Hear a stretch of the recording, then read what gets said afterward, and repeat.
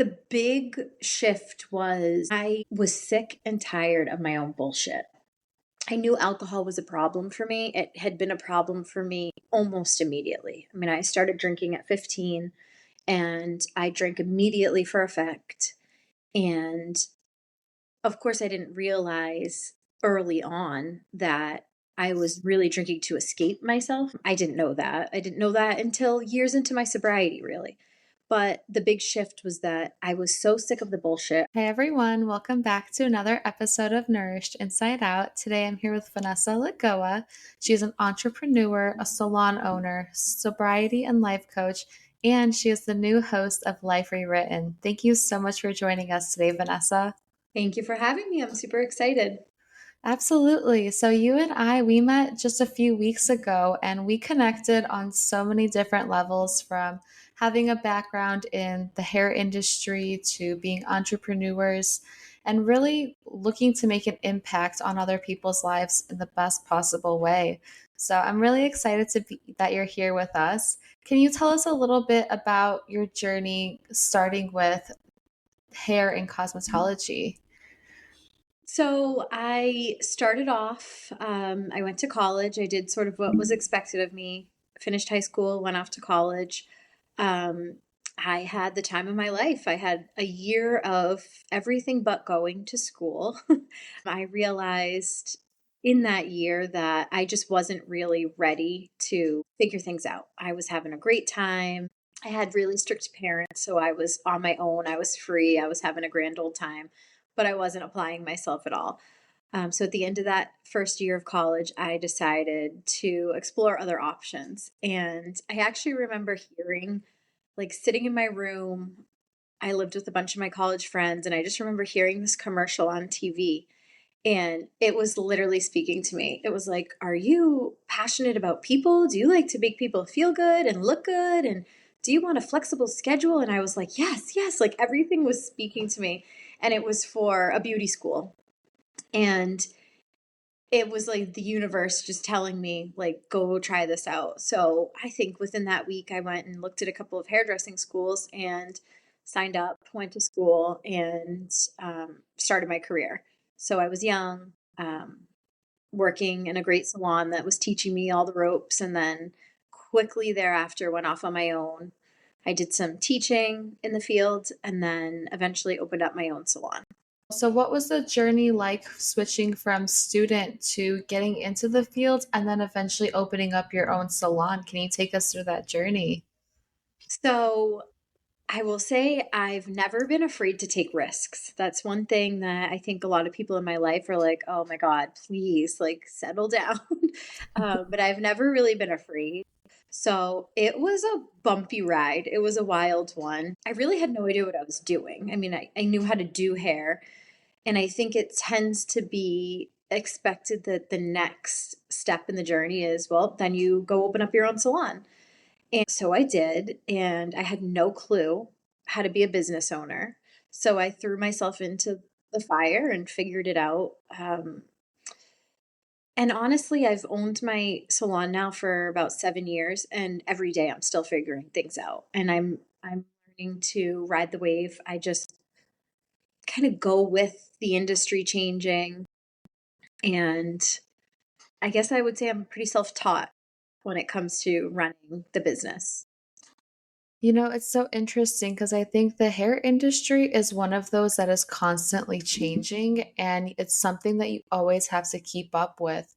For example, back in the day, it was normal to go to beauty school, work at a commission salon, and stay there for like pretty much forever because you build your clientele. That takes a couple years to get a solid clientele.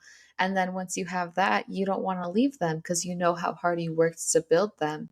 But now, over the last couple of years, I've been noticing a lot of people are becoming their own business owners through salon rentals. What's your perspective on that? Do you encourage it or do you still prefer the commission route? So my business has shifted tremendously over the years. Hmm. When I started off, I was a commissioned employee in a salon. And very quickly, I realized that I don't like to be told what to do. And I'm very addicted to freedom. Freedom is to me the ultimate flex. I know a lot of people are always chasing money, and I feel like money's the tool that helps you have freedom. So only about, I want to say, a year and a half in to me being an employee, did I make the decision to go be a renter. And again, a lot of people were like, wow, that's crazy. You really don't have a solid client base yet, but I didn't care. I was going to figure it out. So the industry, yes, you're correct, has totally changed. And I think once COVID hit, a lot of people went independent. And there was a big shift in the industry. Like people were like trying to keep their employees. And, I've made a lot of decisions in business that I would do differently. I don't like to call them mistakes, but now I'm at the point where I encourage anybody who's been commissioned to, transition into being their own independent stylist. So officially, as of last week, my salon now is all commissioned. I'm sorry, is all independent artists. So everybody has shifted from being an employee to being their own little business. I definitely support that. I encourage that growth. And, we all in my salon, we all work really well together as a team, even though we're independent. It's not, I always say collaboration happens at the top, competition happens at the bottom. So even though we're our own individual businesses, we work as a collection of artists. I encourage it. I understand there are people who need more structure. They want to be told when to come in and know how much they're going to make and all. And I respect that too. But I think ultimately the best part of our industry, other than being able to have great relationships with our clients, is the freedom. I never wanted anybody working for me to have to work anytime I wouldn't have worked. I think you should be able to go pick up your kids. You should be able to take vacation. You don't want to work Saturdays? Don't work Saturdays. Which probably made me not the greatest boss because I wasn't very money motivated. I was much more interested in people having, a really balanced life where they love coming to work because they don't feel the pressure of having to be there. That's a really great perspective, and I really like that because it's interesting that you keep tying your message back to freedom because that's Mm, exactly why I wanted to go to beauty school too is I wanted that flexibility. If I have a client at 2 p.m., I don't want to be there at 9 a.m. if my client's coming at 2 p.m. right. So I wanted that flexibility, but at the same time, when you get into a commission salon, they always say, well, if you don't want to work Saturdays, you can work Sundays. And not everybody wants to work Sundays. So it was always like a tug of war, like, which day do I work? I think that was the biggest thing I struggled with. Do I work a Saturday or do I work a Sunday? And I Right. didn't want to do either, Right. but we had to do it. Right. And that also doesn't give you that freedom that you're looking for. So I really respect what you're doing and the business model that you've created. Thank you. It's funny because, like I said, it's all come from learning. It's all a learning curve. I had taken some salon business courses over the years and quickly realized that my vision didn't align with a lot of those because a lot of those were um, very focused on the numbers. And Mm. while, yes, to own a business, you need to be profitable, it's so much more important to me that people are happy being where they're working and they're able to enjoy their lives while they work. They're not like living to work. Absolutely. And I actually started beauty school mid-pandemic. So I really saw like the shift in the industry. And when I worked at my first salon, I worked with people who have been in the industry for 30, 40 years. And they would work every single Saturday and Sunday. And because of the pandemic, I think that really forced a lot of us to slow down and reevaluate life, even in the salons, because the ones that worked every weekend automatically went to strictly Monday through Friday Hmm. because their clients bring their laptops. And that should be more of a normalized thing. We Right. don't have to force ourselves to work Saturdays. If your clients want to see you, then they're going to find a way to come to you during the week, not just on the weekends. Right. I think personally, I think that we're going to see a big shift in salons over the next, say, 5 years, where salons are going to be more of a Monday through Friday type of a business. Um, and maybe I say that just because the majority of the people that I work with, we're all busy moms and we don't want to miss our kids' baseball games and, you know, all their activities or birthday parties. We want to work when they're in school, and we want to be able to enjoy our lives. And like you said, clients will figure out a way. I have a lot of clients who are like, you only have a Tuesday at 10. You know what? I had a doctor's appointment. I'll cancel that. Put me. So, people we make it happen. The girl who does my eyelashes, she changed her schedule, and I was like, okay, whatever. I'm going to make it work. I'll rearrange my life. Like, those are the things that are important to us. So we make time for what's important. We definitely do make it work. I love that. So, Yeah. you were talking a little bit about being a sobriety and a life coach as well. What does that look like for you? So that looked like 21 years of problem drinking. I don't refer to myself anymore as an alcoholic. I just am somebody who doesn't drink anymore. But let me be clear, I drink enough for all of us for a very long time. So I'm now just over 6 years without alcohol. And I became a sober coach about a little over a year ago because I found that I was always trying to guide other women in their early sobriety, especially. And while I will maintain that a 12-step program, AA, helped save me and helped get me and keep me sober, it never fully resonated with me. There were always principles that were taught and preached, I guess, if you want to say, in the 12-step program that just didn't align with my values. It just didn't feel authentic. So I started getting, deeper and deeper into my sobriety. And then again, COVID happened and a lot of the meetings went virtual.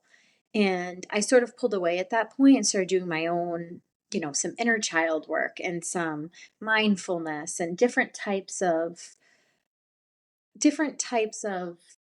growth mindset type of work.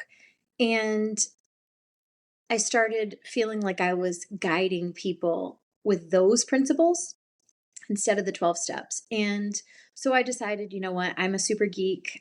When I'm going to know something, I want to know it all the way. So I did take a course and became certified. And now I do offer one-on-one private sobriety coaching.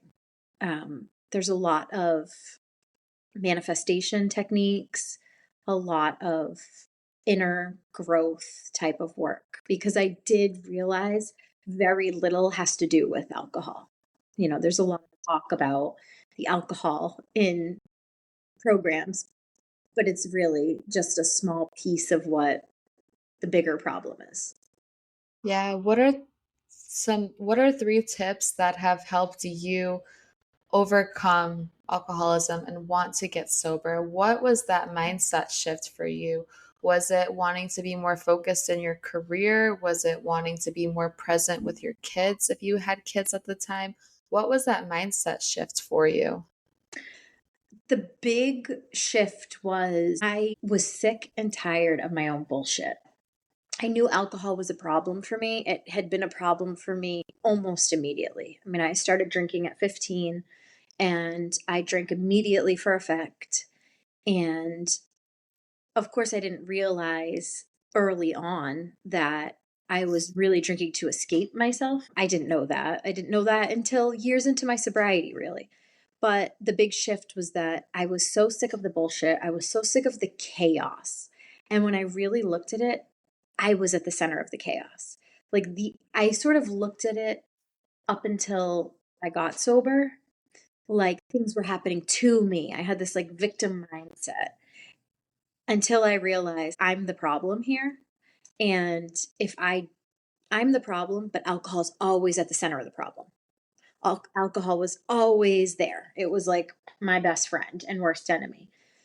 So the big shift was, there was an incident I had where I realized, like, if I continue to go down this path, I'm going to lose everything, that I love. and that I've worked so hard to have.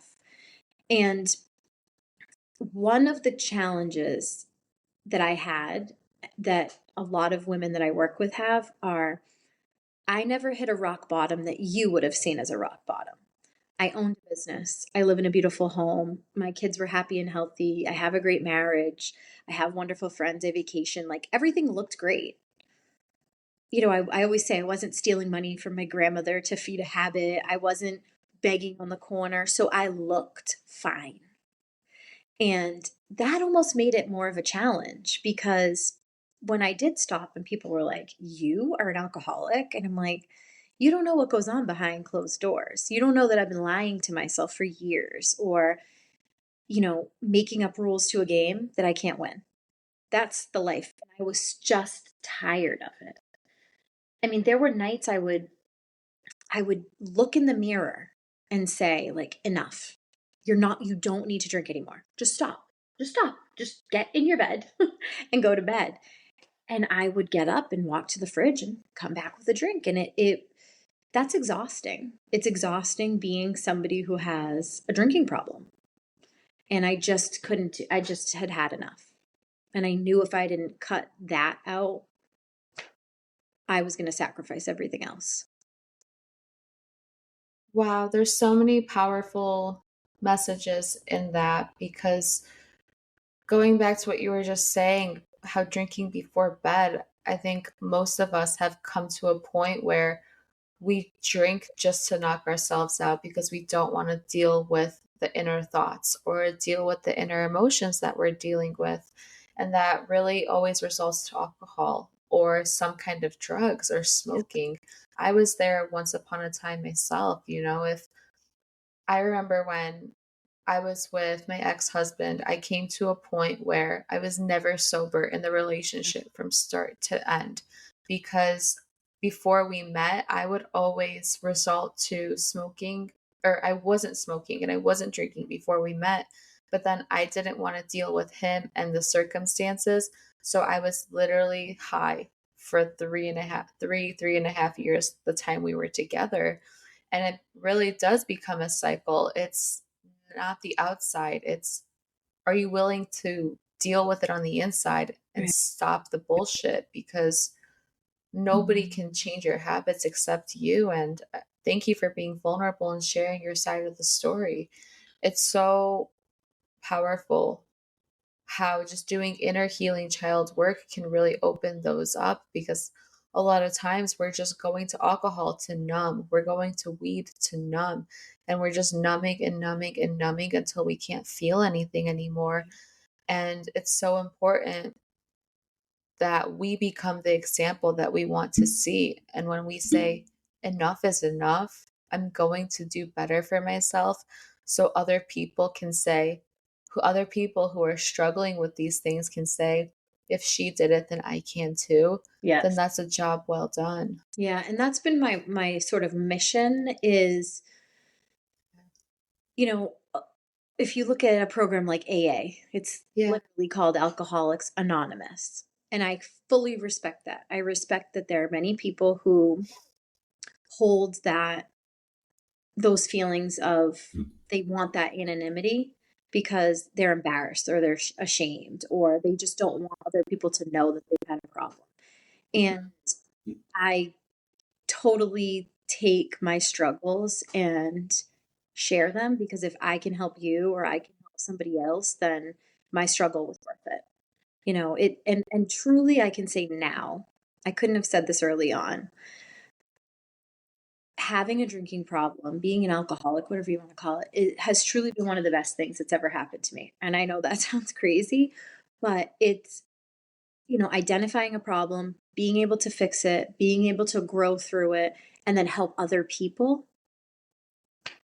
It's like I feel like I could, you know, my life could be over and I would say, well, you know, I helped. And that means the most to me. I love to be able to help people grow, whether it's with alcohol or other issues. And to be vulnerable is the only way I know how to do it. Yeah, you can't teach without experience. Right. It's like me wanting to be a math teacher, but I've never done the courses to become a math teacher. Right. I can't teach off experience. So a lot of times it's so easy to look at our rock bottom or look at our challenges and setbacks and say, why me? Why is this happening to me? Right. But at the end of the day, if we truly take a step back and look at what we're going through, it's actually the answer to what we've been praying for. Yeah. If you want flowers, don't be surprised when you get rain because that's the only way you're going to grow. Right. So I love that you took that perspective of alcohol and using it for your greater purpose. If you can help one other person, you can sleep good at night because you know you made a difference in somebody's life. Right. And it is like I'm sitting in my office at home and I'm looking up at this beautiful, like framed piece of art that somebody gave me. And it's 5 hearts that she had each of my boys draw, and it's made into metal. And she gave it to me on I think on my 5th year of being sober. And she's somebody that I helped get sober. Wow. And she's written me such beautiful cards and messages, and now I watch her helping other people through her journey, and it really brings me so much pride to be able to help, to be that small part of somebody's life, to help them get out of their own way and see their own worth and value, and grow from the struggles. There's no that was part of the thing where people are like, you're going to talk about it. And I'm like, I am, because I'm not ashamed of it. Am I ashamed of some of the things that I did or the behaviors that, the ways that I behaved? Yes. But I've accepted those things and I've moved on, and I don't behave in those ways anymore. I leave the shame, the guilt behind, and I take pride in knowing that I behave at a much higher level now. And that's so beautiful because you're not ashamed about it because you're not the only one. Right. I felt so ashamed for the longest time when I was in my last relationship because I felt at some points like a failure. At some points I felt like I was stupid and I was making all the mistakes and making all the wrong decisions. But when you realize all you know is all you know, it's okay because nobody taught you better and you didn't learn at an earlier age. So it's okay. Right. Don't be so hard on yourself is something that I've learned. And the more you can learn to accept that what you have gone through, I don't like to say we go through things. I like to say we grow through things Right. because that's essentially what it is. We're Right. growing and evolving humans. You're not the same person you were when you were 10 compared to when you were 15, compared to when you're 20. So Right. we're constantly evolving and learning. Well, and it's And funny this, because you're in your 20s. And so I'm double your age. I'm in my 40s. And I look at the version of myself from my 20s, from my 30s, and now in my 40s. And it's like each version of that woman is so different. And, you say, you don't like to say go through it, you like to say grow through it. And again, they're all experiences. Always will say, I don't believe in regret. There are things we do, hmm, there are things we don't do. That's it. But those are all the experiences that pile up, that create this crazy thing we call life. That's our life. That's our life. And we're always evolving, we're always changing, and we should always be growing. I will always say, if like some of my very well-meaning friends are like, "Oh, you sure you want to do this?" or "You sure you're going to do that?" And I'll say, I'm not afraid to take a risk or a chance, but I am very afraid a year from now to be in the same place that I'm in now. That's scary to me. That's not evolving, that's not growing. So, like you said, you only know what you know, but then once you know it, you can't unknow it. Then you have to sort of evolve and grow, right? Or you're just stagnant. And to me, that's frightening. absolutely. It's like once you're exposed, you can't be unexposed. Then it's up to you if you're going to continue to grow or continue to go backwards because we're never staying the same. We're either going forward or backwards. I always like to say, like, I've been saying this recently, it's like, just make more messes and learn how to clean them up faster. And that's how you're going to learn. Absolutely. And don't hold shame. Yeah. Don't hold guilt. Don't, I think I think you and I spoke about this before. When I say to you, like, oh my God, you're in your 20s, there's so many things I'd like to mold into your mind now. The weight of other people's opinions will drown you. And we are so accustomed to making decisions in our lives based on what other people think or what they may think. And when you let go of that, you are just so free to make mistakes. Like I told you, I will be hosting a TV show, and this is a brand new venture for me. It's a dream come true, but it's super nerve-wracking. And the night before I filmed the first few, promos, I was a mess. I was like, am I good enough for this? Oh my God, what are people going to say? What if, what if, what if? And then I was kind of like, who cares? I don't care what people think. This is something I want to do. And I know I'm going to make mistakes. I'm sure of it, but I'm okay with that because that means I'm trying. That means I'm putting myself out there, and that means I'm growing. So, letting go of the weight of other people's opinions and accepting and almost being excited, like you said, to Yeah. make messes. Like, all right, let's do it. Let's see what I can screw up today. you know, it is like, as long as I'm not hurting anybody, or, doing any harm, like, let's do it. Like, look at when we give kids finger paints. We're like, go for it, make a mess. It's usually beautiful. Exactly. Last time I checked, people's opinions don't pay your bills. They don't. So go ahead, live your Right. life, make Yep, that mess, and learn how to clean it up faster. absolutely. And kind of love it. Kind of love like messing things up a little bit. I think like it keeps life exciting. I can't imagine. It really does. Yeah, I can't imagine living a life so safe and calm all the time. Like I would be so bored out of my mind. So I saw a client today and she's like, "Oh my gosh, I can't believe you're taking on another venture." And I was like, "I know, it's crazy, right?" But You're like, we'll see where it takes us. yeah, I mean, cool. Let's do it.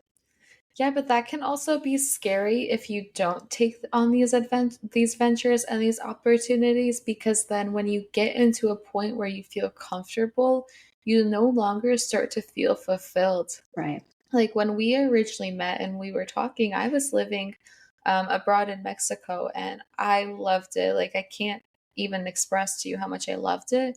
But at the same time, I'm now realizing that I was lacking a little fulfillment from it because I got comfortable. I knew the roads. I lived in as many areas as I could.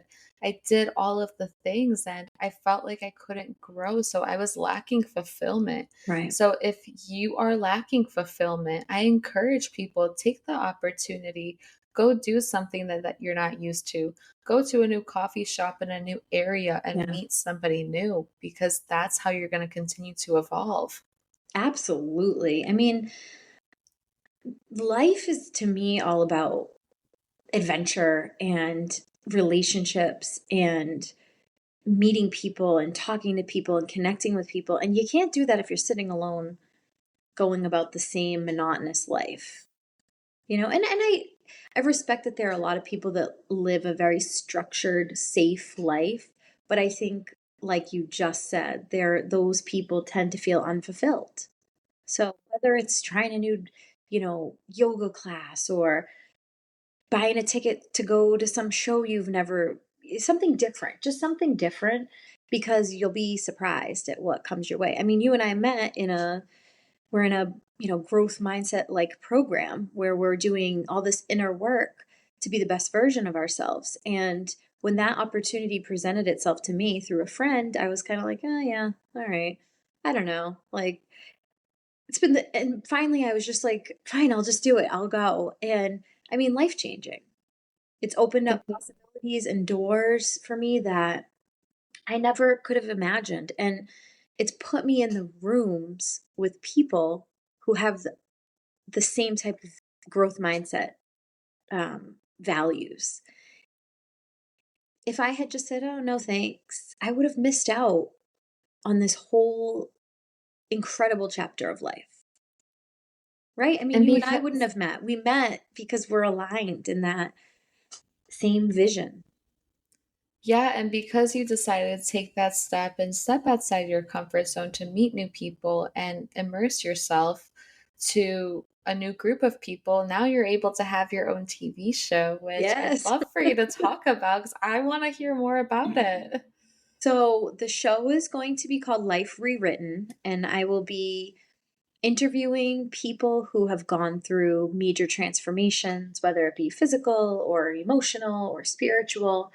And it's really my goal is to bring hope to other people who may be struggling with, anything, because the struggle doesn't have to be, you don't have to have struggled with alcohol or drugs to understand the feelings that any struggle brings. They're usually any of those issues, gambling, sex addiction, shopping addiction, food, alcohol, drugs, they're all stemming from the same thing. So when I interview people who can share their uplifting stories, my hope is to speak to an audience that goes, "You know what? If that person could go from this to that, I can too." It's to give hope, to help people find their purpose, and not to take life so seriously either.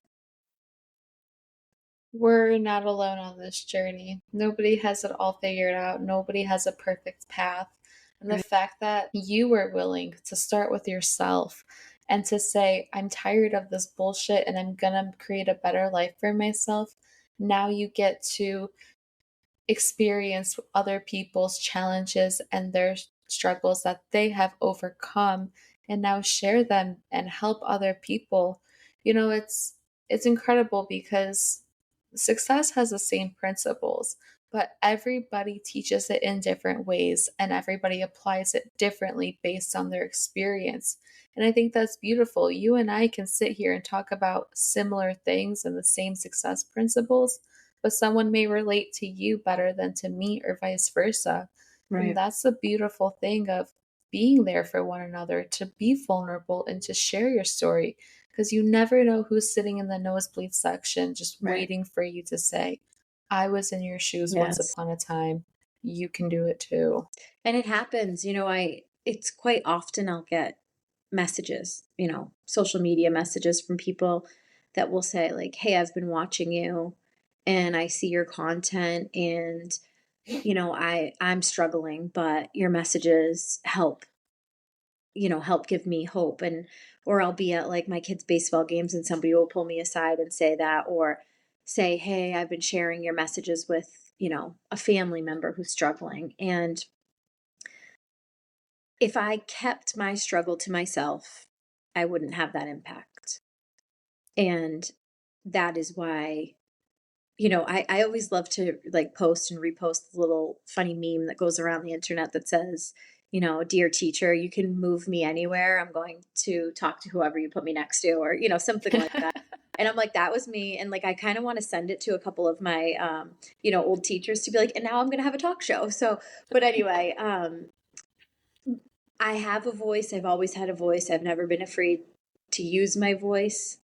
And so that is what I will continue to do because it has made a difference, and I hope to continue to make a difference. And I hope with this show that that is exactly what will be done, and it will have a much broader network, to reach somebody who might be struggling with anything, just to feel like, I always say, "You could do this, you're worth it, and I believe in you." And that's the reality.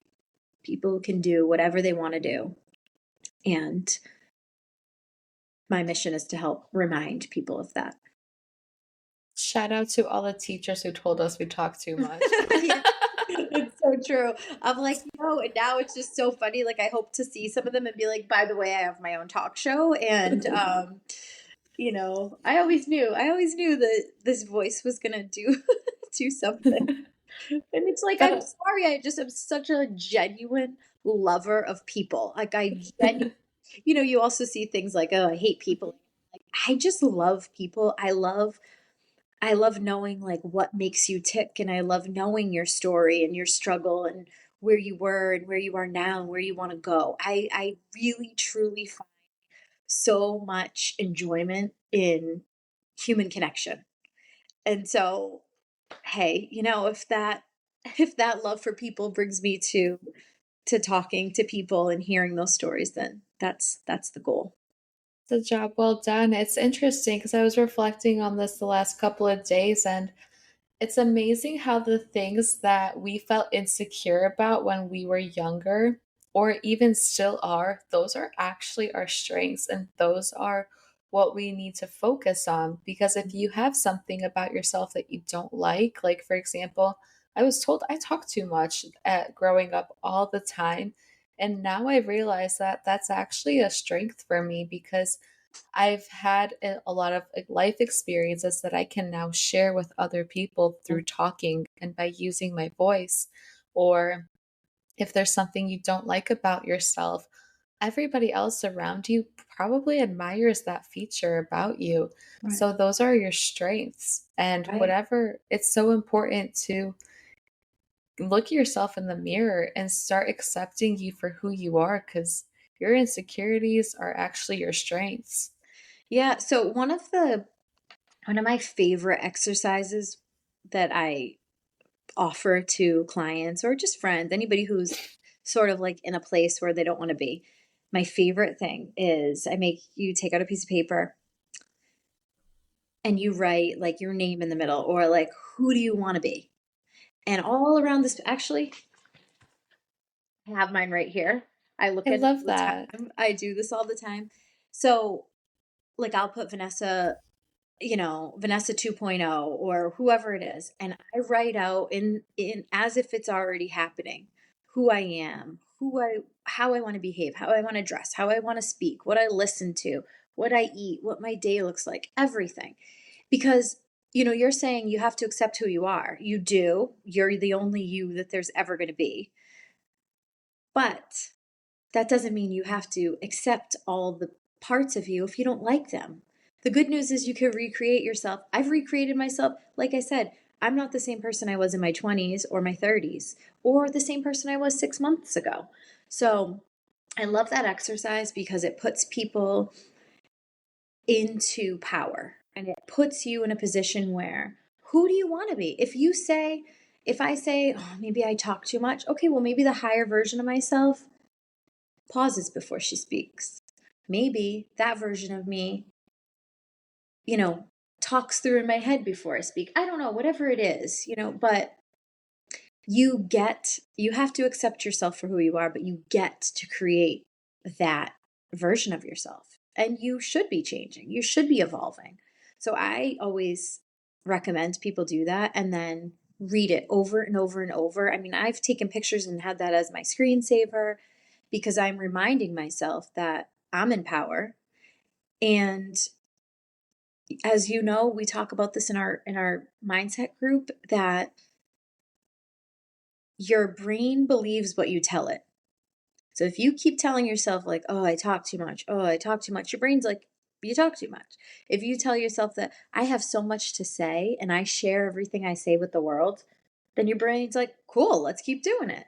So, by creating that little piece of paper with all these the higher version of yourself, you get to create that person, who you want to be, where you want to go, and become it.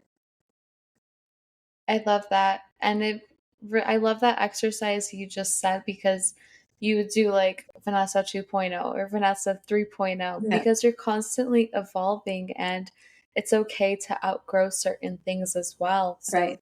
do you just like write your name down on a piece of paper and then write down traits and qualities around it? On mine, I didn't even write my name. I just wrote vibrate high.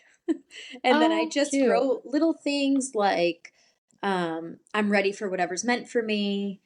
Um, One thing that I wrote on here that I tell myself all the time is everything's always working out for me.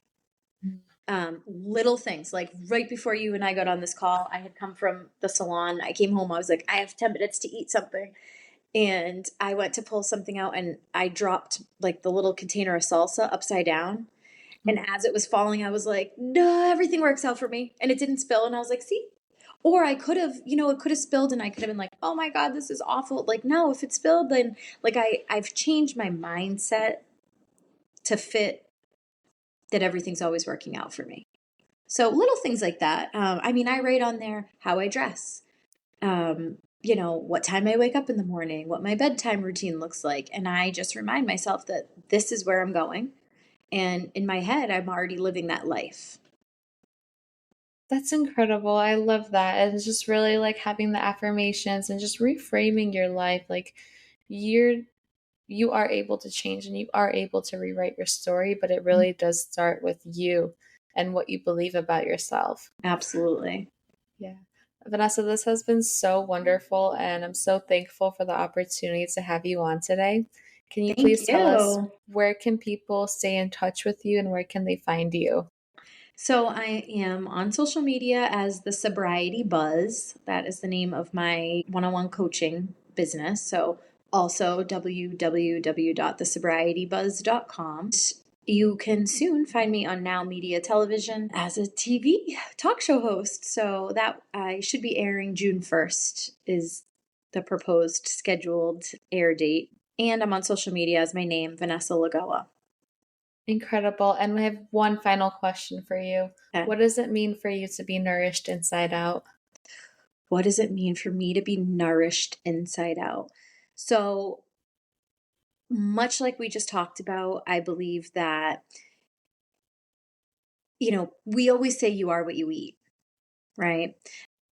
Which people could call nourishment. But I look at it like you are what you ingest, whether it be the media that you listen to, what you read, who you talk to, the conversations that you're putting yourself in the middle of and who you're surrounded with. So I think to be nourished from the inside means to ingest things that make you feel good, things that bring out the best version of yourself.